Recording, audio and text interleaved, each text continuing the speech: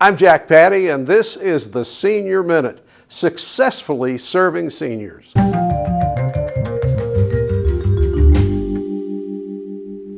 Hello everyone, and welcome to the Senior Minute. I'm Councilmember Shayla Lynch, and I'm honored to have Melinda Jameson here from CASA. Hello, and how are you? Wonderful. Thank you for having me. Of course. Now tell everyone, what is CASA, just in case they don't know. Absolutely. CASA stands for Court-Appointed Special Advocates, and we're a nonprofit here in Lexington that uses trained and supervised volunteers, known as CASAs, to advocate for child abuse, child neglect victims in the family court system.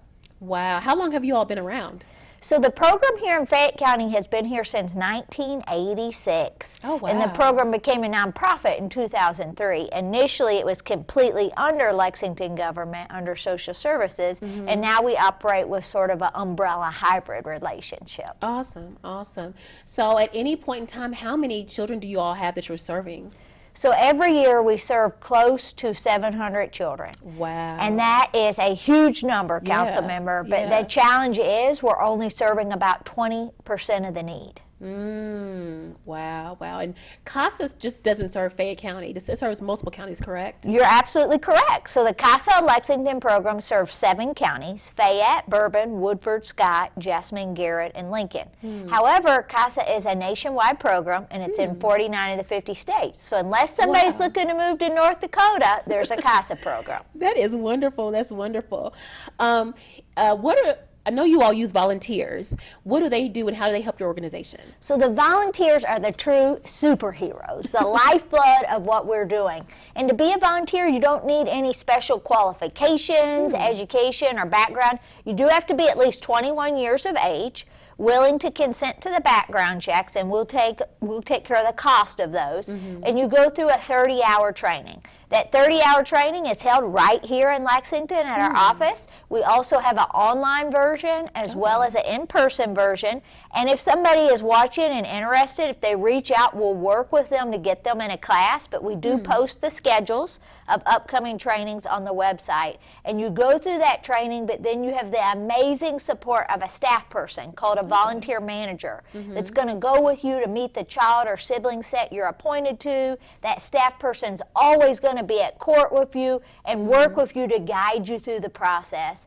But folks need to be willing to be able to commit to a 2-year commitment because we want the same volunteer with that child from case open till case closure, because these children get moved from placement to placement and often don't have consistency. So the CASA volunteer gets to be that constant for the child and provide them support. We're also the only party that is there solely for what's in the child's best interest. So the CASA volunteers provide information to help the judges make more informed decisions on behalf of the children to ensure that they get that safe and permanent home. That is awesome. So if someone wants to volunteer, how many hours after their training, how many hours would they have to commit to? Fantastic question. It takes 5 to 10 hours a month, and we can really work with each individual based on their schedule. Say they're concerned about their schedule. For example, Vice Mayor Wu is a CASA volunteer. He's got a few things going on, so we worked with him to have a case that takes closer to 2 hours a month. But most cases take from 5 to 10, and I'm hopeful you're going to join us. I know I need to get trained. I definitely need to get trained.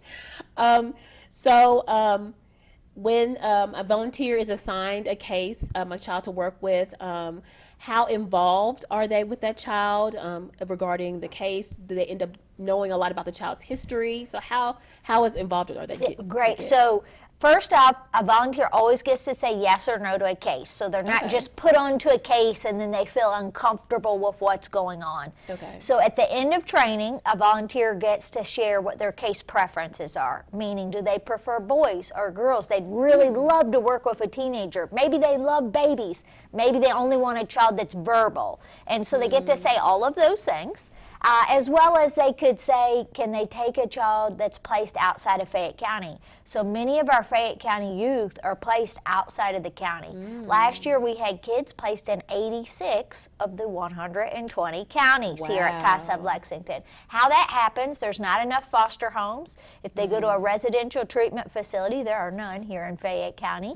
If they go to live with a relative, etc. So that can happen a lot of ways.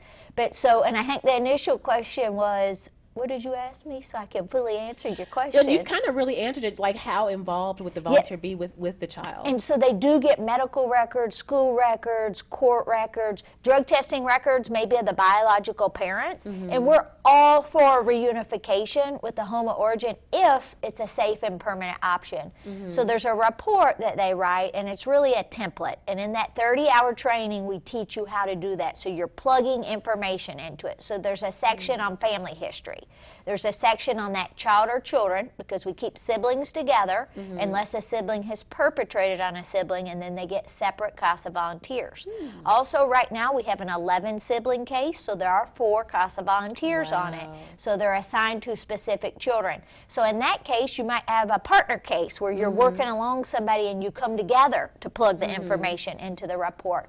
But so you do get to know information about the family. You're going to meet with the parents, even if the children aren't placed with them. Your volunteer manager is going to go with you because we need to hear from them. You're going to meet with the teachers. You're going to see those medical records, possibly talk to a counselor or a doctor, because you're putting all that information in, and we need to make a holistic decision on behalf of these children. Right. And then in that report, the CASA volunteer gets to make recommendations. Wow. That equips the judge to make a more informed decision on behalf of the child. And those recommendations could be anything from the child wants to play baseball, or maybe the child needs an eye exam. So true story, one of the kids we had, she was 7 years old here in Fayette County Schools, and she was going to be moved into the remedial reading group.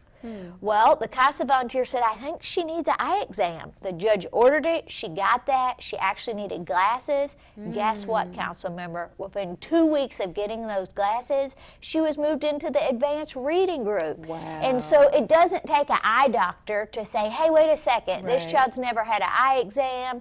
She thought it was normal to see a bit fuzzy because she had come from a home where there just weren't resources for that. Right. But that could change her life. Right. We had another young man here in Lexington that had been in the system 2 years before we were appointed, and he got a CASA volunteer.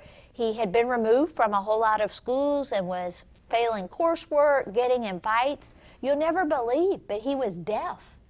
He had been in the system for 2 years, and no one had figured that out. But the CASA volunteer recommended a hearing evaluation. And then after we found that news, we were able to get him in Kentucky School for the Deaf. And I am so excited to share he graduated last year with his high school degree. And when we were appointed that case, we were told this child is headed straight to prison. He was 8, council member. Oh my Like, there has to be hope for these kids. And so not only did he graduate, he's right now getting his journeyman to become an electrician. That's so he's going to become a contributing member to Lexington here, and a skill set we need.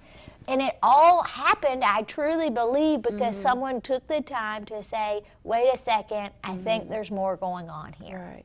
So if any of our viewers want to volunteer, who should they contact? What should they do?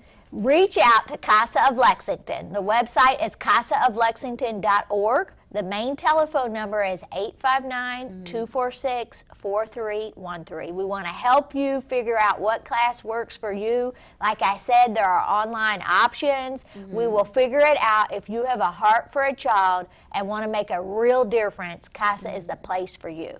Awesome. So viewers, please contact CASA if you're interested in volunteering and changing the lives of some awesome children here in the Bluegrass region. Thank you so much, Melinda. Absolutely. Thank you for having me. Of course.